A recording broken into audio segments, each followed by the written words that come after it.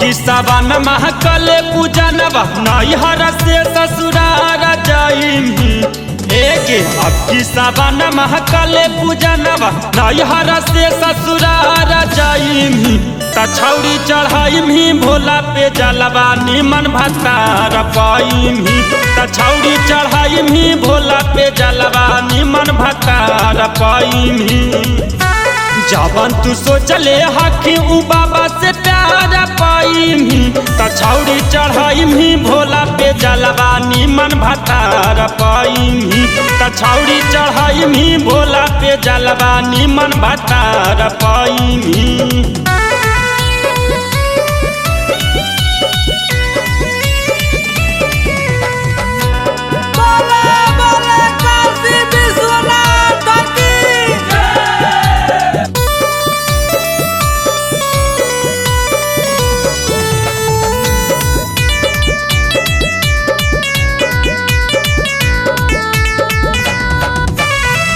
ahbate लगाना छौड़ी हो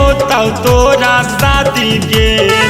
चल जाइमी पिया घरे होई के आजादी के आगे साच कहियोगे ahbate लगाना छौड़ी हो तोरा शादी के चल जाइमी पिया घरे होई के आजादी के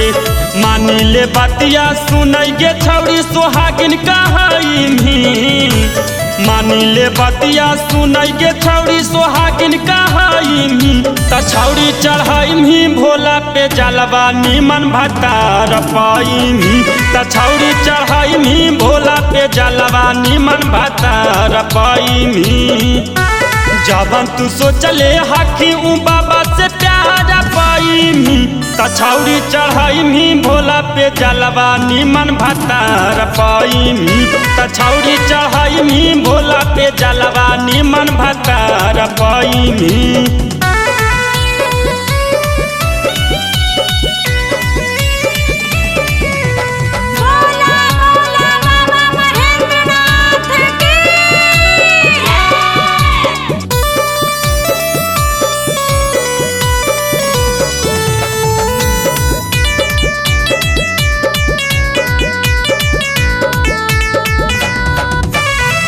सुनले ही आई भोले बाबा के महिमा महान गे जे भी मांग दिल से पूरा कर मान गे तो सोचा सपना सब पूरा हो जितोगे।